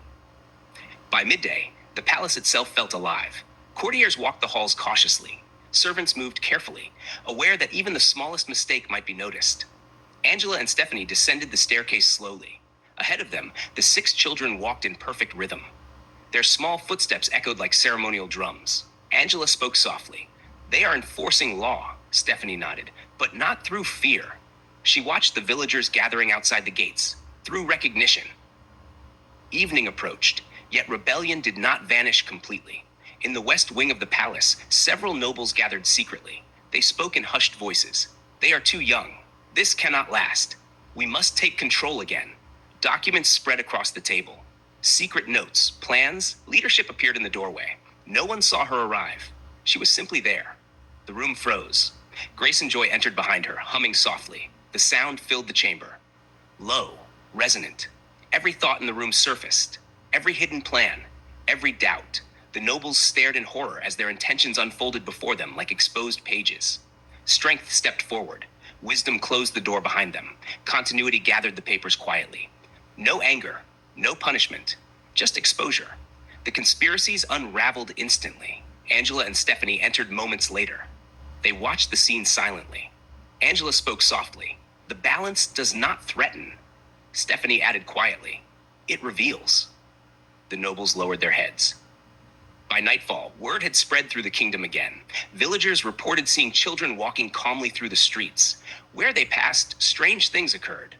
A farmer who had cheated his workers found his crops refusing to grow.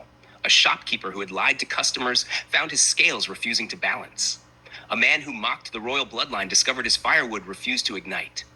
No violence, only correction. Back in the East Wing, the children returned home. Angela watched them carefully. They understand every heartbeat. Stephanie nodded. Every breath, every intention. Angela's voice softened, and they see it all. The palace pulsed quietly. Candles bent toward the children. Curtains moved without wind. Portraits seemed almost alive. Outside the kingdom murmured with awe. Stories spread quickly. Stories of 6 children who corrected wrongdoing without swords. Stories of balance restored without bloodshed. Even Grace, Love, and Mercy recognized what had happened. Their anniversary celebration would not be ordinary. It would be demonstration. Lesson, warning. Angela stood beside Stephanie in the observation hall once more. The palace glowed softly beneath moonlight. The shadows along the walls had changed. They no longer crept. They marched. Stephanie whispered quietly, "The rebellion has ended." Angela shook her head slightly. "No." She looked toward the 6 children sleeping in the east wing. "It has only begun." Because Umuahia Kingdom had learned a new truth. The Douglas Adebayo bloodline did not rule with armies, not with crowns, not with fear. It ruled through presence, through awareness, through the quiet, unavoidable law of balance. And the storm of the 6 had only just begun. No one would forget, no one could ignore, and no rebellion would ever remain hidden again. Chapter 11. Covenant of Blood. The palace stirred before dawn, not with servants' footsteps, not with the quiet sweep of brooms against marble floors, not even with the familiar whisper of wind sliding through the long open corridors of Umuahia Palace. It stirred with recognition. Something within the ancient structure had awakened long before the sun rose. The walls creaked softly, old cedar beams shifting like bones, remembering movement after centuries of stillness. The polished floors carried faint vibrations beneath them, subtle tremors traveling through the foundations of the palace. It was the sound of memory, and it was answering the call of blood. In the east wing, 6 small figures moved silently through the corridors. Leadership, grace, joy, strength, wisdom, continuity. They did not run like children. They patrolled. Bare feet touched the marble with quiet certainty, their eyes wide, alert, absorbing every shift in the atmosphere. Their parents were safe. The palace residents were unharmed. Yet something had changed. The shadows knew, and the children knew. Inside their private quarters, Mercy, Love, and Grace moved slowly through the dimly lit chambers. Each woman carried the quiet gravity of new life within her. Their bellies were round with promise, each movement echoing the rhythm of hearts that had not yet entered the world. But tonight, the air felt wrong, heavy. Mercy stopped near the window, her hand resting gently on the curve of her stomach. "It's shifting again." Her voice was barely above a whisper. She did not need to see anything. She could feel it in the tiny hairs rising along her arms, in the subtle pressure building inside the palace walls. Grace leaned against the edge of the bed, her fingers brushing the same place on her own belly. They know. Love moved toward the window beside them, scanning the dark courtyard outside. The children feel everything. Her eyes narrowed slightly. And the spirits are restless. The first sign appeared quietly. At the end of a distant hallway, a shadow. It moved against the grain of the night. Candles flickered violently for a moment, then dimmed. Curtains twitched without wind. Floorboards groaned softly beneath invisible weight. Something had entered the palace. Something old, something hungry. Then came the cries. Sharp, piercing, insistent. From the nursery, leadership's voice was the first. A cry that split the stillness like lightning. Grace and Joy followed instantly, their small voices rising in harmony. Strength, wisdom, and continuity woke at the same moment. 6 children, 6 alarms. Angela arrived first, Stephanie seconds later. They had learned quickly that the children's cries were not ordinary. Angela paused at the doorway, her breath catching in her throat. They're crying, but there was no fear in her voice, only awe. Stephanie stepped beside her, her eyes scanning the nursery. They do not cry without reason. Angela nodded slowly. Every tear carries warning. Stephanie whispered the words Baba Adeyemi had spoken long ago. Every scream carries truth. Inside the nursery, the children moved with remarkable coordination. Leadership darted across the floor, her small hand pointing toward the dark corners of the room. Grace stood beside her, humming softly beneath her breath. Joy followed, repeating the same low tone. The sound vibrated through the air like threads being woven. Strength, wisdom, and continuity positioned themselves near the thresholds of the room, guarding, watching, waiting. Angela felt the air grow colder. Stephanie whispered softly, "They're pushing something back." Outside the nursery door, the shadows recoiled. Whatever had come seeking the palace residents, seeking the pregnant triplets, felt the children's presence instantly. Candles bent toward leadership. Their flames stretched toward her like bowing heads. Her small hands lifted slowly. The air around her trembled. The darkness outside the nursery wailed. It was a terrible sound, like bones cracking beneath pressure, like voices trapped beneath earth. It was hunger. It was rage. It was unfinished history. But it did not move forward. It could not. The children would not allow it. Mercy, Love, and Grace stood at the far end of the corridor, watching the scene unfold. Their expressions held equal parts reverence and disbelief. Love's voice trembled slightly. They're not just children. Grace nodded slowly. They are guardians. Mercy whispered softly. Sentinels. Her hand tightened around her stomach, protecting the next generation. Inside the nursery, leadership's humming grew louder. Joy joined her. The two girls sang softly in a language no one present had ever heard before. Strength stepped forward. Wisdom closed the door behind them. Continuity placed his hands flat against the floor. The marble beneath them vibrated faintly. The palace itself was responding. Angela whispered softly. They're sealing the room. Stephanie's eyes widened slightly. No, she corrected gently. They're sealing the palace. In the far wing, Baba Adeyemi watched everything unfold. His cane tapped softly against the floor. His eyes followed the children's movements carefully. Every cry is a message. Angela and Stephanie turned toward him. The elder continued. Guardians do not weep without reason. He paused. Listen. The children's cries softened. The shadows outside the nursery retreated another step. Obey. The air grew warmer. Understand. The candles steadied. And prepare. The first confrontation came minutes later. In the palace courtyard, a shadow slipped between the marble columns. It wrapped around the fountain like spilled ink. Leadership stepped forward, her hands raised slowly. She hummed again. A deep vibration moved through the courtyard. Joy whispered beside her, words that were not human. Strength, wisdom, and continuity moved into position, forming a triangle, encasing the darkness. The shadow screamed. It was a terrible sound, yet it did not advance. Angela watched from the balcony. They are not destroying it. Stephanie nodded. They are forcing recognition. The shadow twisted violently. It tried to escape, but the children held their ground. Leadership's voice rose slightly. Joy's whisper deepened. Strength pressed his hands into the stone floor. Wisdom lifted his gaze toward the sky. Continuity stepped forward, and the darkness collapsed. Not destroyed, contained, forced back into the spaces where it belonged. Love exhaled slowly. They protect us. Grace nodded. They protect the unborn. Mercy whispered quietly. They enforce balance. As night deepened, the palace transformed. Every corridor hummed with awareness. Doors closed gently without wind. Portraits of former rulers tilted slightly, watching, witnessing. Angela and Stephanie remained in the nursery, their hands intertwined. The children slowly settled back into their cribs. Leadership's breathing steadied. Grace and Joy drifted into sleep. Strength rested beside wisdom. Continuity curled quietly beneath his blanket. Angela whispered softly, They are the covenant. Stephanie nodded. The covenant of blood. Outside the palace, the winds stilled. Umuahia Kingdom held its breath. Shadows trembled at the edges of streets. Lingering spirits reconsidered their path. The children had spoken. Their authority was absolute. Far beyond the palace walls, restless spirits listened. The erased, the forgotten, the wronged. They waited. Their time would come. But tonight, the 6 guardians stood between darkness and life, between vengeance and protection, between chaos and balance. Inside the palace nursery, the final candle burned steadily. Angela whispered softly, As long as they watch. Stephanie finished the thought. The covenant remains unbroken.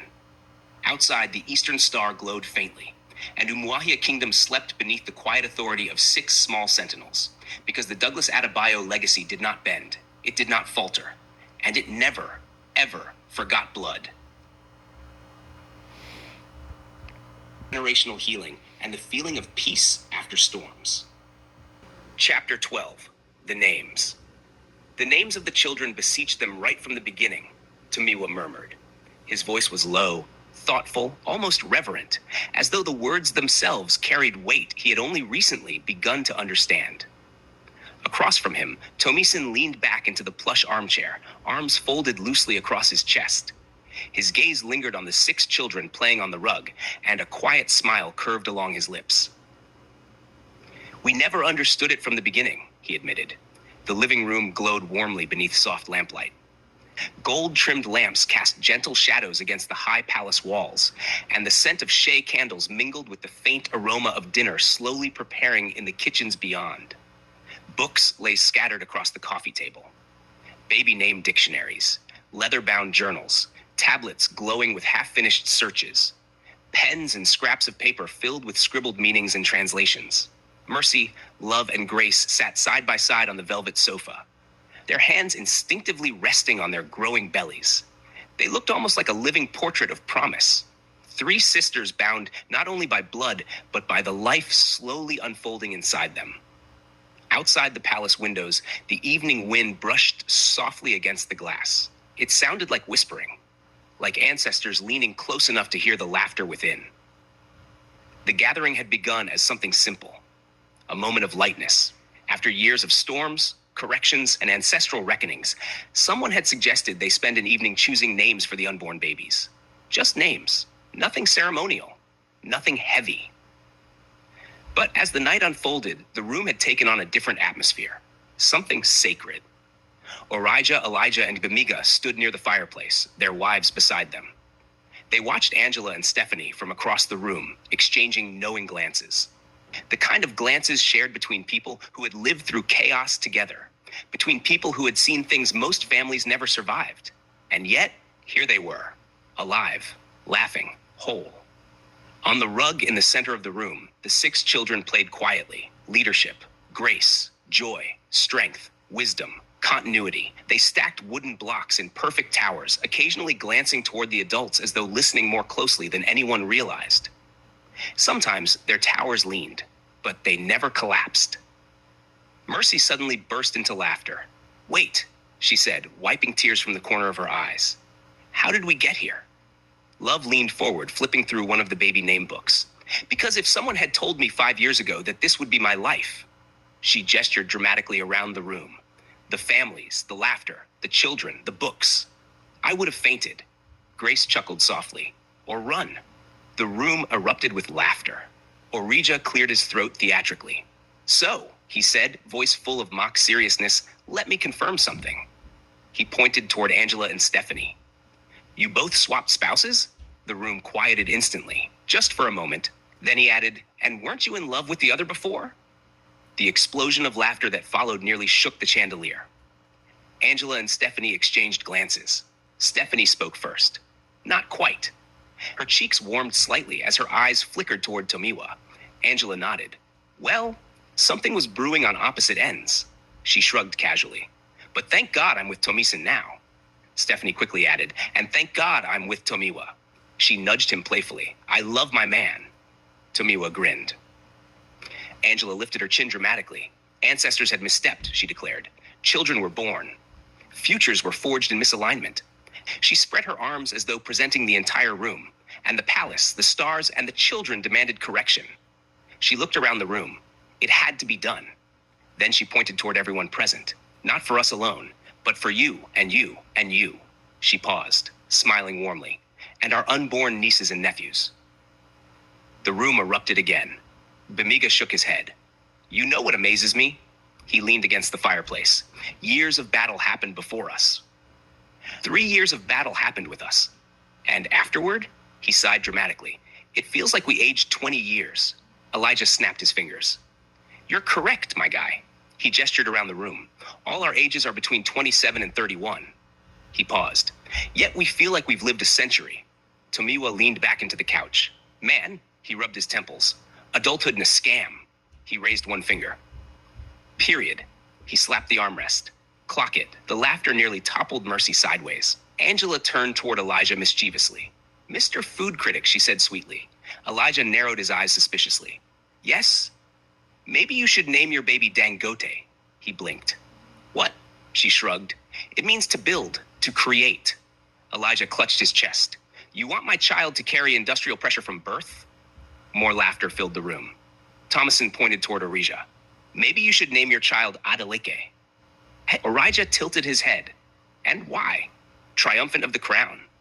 Tomiwa joined in immediately. "Or Alakija," Elijah groaned. "Please stop giving our children responsibilities before they even crawl." Love raised a hand dramatically. "I'll take that over leadership." She pointed toward the child on the rug. "Ability to facilitate." Grace chimed in thoughtfully. "Or grace." She smiled softly. "Elegance." Mercy rubbed her belly gently.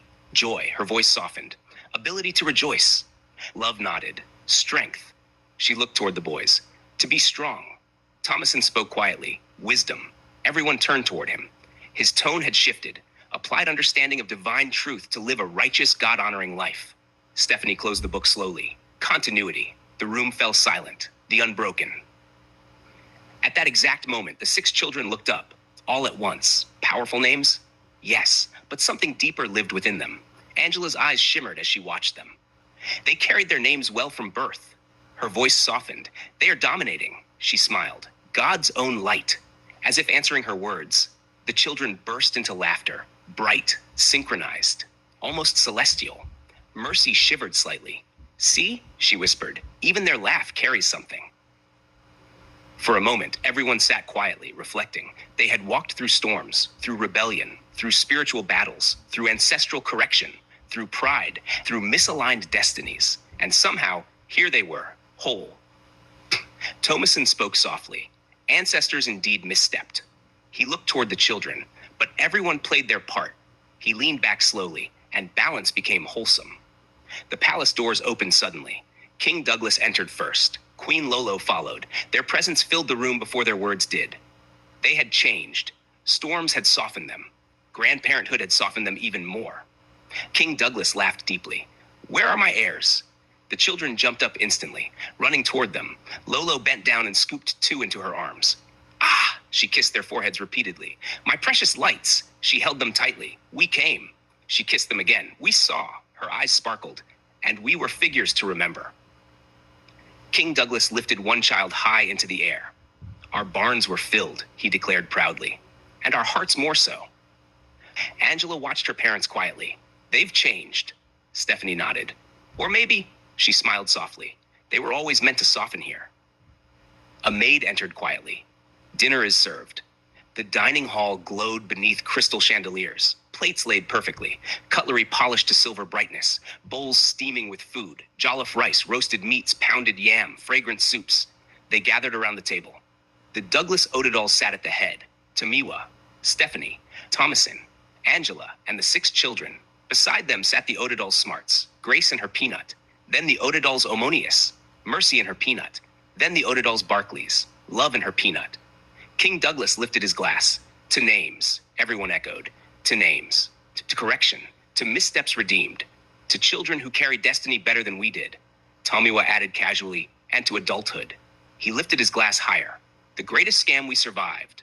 The laughter shook the walls. The children sat quietly for a moment, watching, absorbing, remembering, as if imprinting the moment forever. Outside, the stars blinked knowingly. Inside, generations sat at one table. No rebellion, no misalignment, only fullness, only continuity, only names that meant something. Queen Lolo leaned toward King Douglas. We are blessed. He squeezed her hand gently. Beyond measure, the laughter continued late into the night. Stories of old battles, teasing, inside jokes. The sound rose toward the palace rafters like incense, and somewhere, beyond sight, the ancestors nodded in approval. Balance had returned. The covenant held. The names endured. And the future, oh, the future, would remember them. Final episode. The Feast of Continuity. The night deepened, but no one hurried to leave the table. The palace dining hall glowed beneath the soft brilliance of crystal chandeliers, their golden light reflecting gently off polished marble floors and long mahogany surfaces that had witnessed generations of Douglas history. Plates had been refilled twice. Some sat half-finished now, forgotten between stories and laughter. The children had been cleaned of stew stains and kissed a dozen times over. Napkins had wiped cheeks. Sticky fingers had been washed. Tiny hands had returned to reach for sweets and fruit without hesitation. The chandeliers glowed softer now, almost dimming themselves in quiet reverence to the moment. This gathering meant something. Everyone felt it, even if they could not yet name it. Angela leaned back slightly in her chair, her fingers loosely wrapped around the stem of her glass. Her eyes wandered down the table where her son whispered something into his cousin's ear. The 6 children sat together at the far end, not scattered like ordinary children, but gathered, clustered, their heads bowed close together like a council deep in private deliberation. They're planning something, Tomiwa murmured quietly beside her. Stephanie rested her head briefly against his shoulder, watching the same small gathering. They always are. Mercy shifted in her chair, one hand pressed instinctively against her belly as her unborn child stirred gently beneath her palm. They've been calmer since this afternoon, she said. Her voice carried both wonder and suspicion. Too calm. Love nodded slowly. Her gaze drifted around the room as though reading the air itself. The atmosphere feels different. She paused, settled. Grace closed her eyes for a moment, inhaling slowly as though listening to something deeper than sound. When she opened them again, her voice was quieter. No. She shook her head gently, not settled. She looked toward the children, sealed. The word lingered in the air like incense, sealed. No one spoke immediately. Something about the word felt final. King Douglas tapped his glass gently with a spoon. The small chime cut cleanly through the quiet. Before dessert, he announced, I would like to speak. Instantly, the table stilled. Even the children paused. The king rose slowly from his chair, not with the commanding authority of a ruler addressing subjects, but with the quiet gravity of a father and a grandfather. Time had softened the sharpness of his once thunderous voice, but it had deepened something else. Wisdom. His voice now carried like deep drums rolling across water. We have lived through misalignment. He paused. His gaze moved slowly around the table. Through rebellion, he inhaled. Through pride that blinded us. His eyes softened. And storms that humbled us. He looked toward Angela, then toward Stephanie. We believed we were protecting legacy. His voice dropped slightly, but legacy does not need protection from love. Queen Lolo reached gently for his hand. He squeezed it lightly. It needs alignment with it. Lolo stood beside him now, her voice softer but no less powerful. Our children corrected what we could not see. She looked toward the 6 small figures down the table, and our grandchildren. Her eyes shimmered slightly. They completed what we did not understand. A hush fell again. Thomason cleared his throat quietly. It wasn't easy. Tomiwa nodded. No. He leaned forward slightly. It was messy. He exhaled slowly. Confusing. Painful. Angela smiled faintly, but necessary. Stephanie's gaze drifted toward the children again. They demanded truth. She paused, without ever speaking it. At the far end of the table, the 6 children slowly lifted their heads. And then, something changed. The lights flickered, not violently, not ominously, but gently, like a heartbeat. Mercy gasped softly. Love's hand instinctively tightened around Gabamiga's. Grace inhaled sharply. The 6 children stood, at the exact same moment. No hesitation, no confusion, no fear, only stillness. The air shifted, not dark, not threatening, but ancient, familiar, like a door opening quietly to memory. The youngest child stepped forward first. His voice was small, but impossibly clear. We are not here by accident. The adults froze. Another child spoke next. You called us missteps. A third added softly, but we were corrections. Angela's eyes filled instantly with tears. The 4th child smiled gently. Ancestors do not always misstep. The 5th turned slowly toward King Douglas. Sometimes they sacrifice clarity. He tilted his head slightly, so destiny can reveal itself. Then the eldest child stepped forward. Something in his tone carried both innocence and eternity. All 6 children lifted their small hands slightly, not dramatically, not theatrically, but intentionally, as if guided by something unseen. They spoke in fragments. Uncle Miga stiffened. The room felt suddenly smaller. Baby Trust, a boy. The name hung in the air like a pillar rising into place. The children turned. Uncle Orija. Orija swallowed hard. Baby Truth, a girl. Mercy's breath caught sharply. Then, Uncle Elijah. Elijah's chest rose and fell visibly. Baby Torch, a boy. The room trembled, not physically, but spiritually. Trust, truth, torch, 3 names, 3 inheritances, 3 assignments. Mercy, Love, and Grace instinctively placed both hands over their bellies. At the same moment, their unborn children moved, strong, sudden, undeniable. Love gasped. They moved. Grace's eyes widened. They agreed. Mercy whispered through tears. Truth? Gamiga's voice cracked. Trust. Elijah covered his face briefly. Torch. Silence. Complete silence. Queen Lolo pressed trembling fingers to her lips. Thomason whispered. They've never spoken like this. Grace answered quietly. They've never needed to. The eldest child looked slowly around the table. His gaze touched each adult. You feared what we carried. He spoke calmly. Power. Sight. Alignment. He tilted his head slightly. But power, he paused, is not domination. His voice softened. It is responsibility.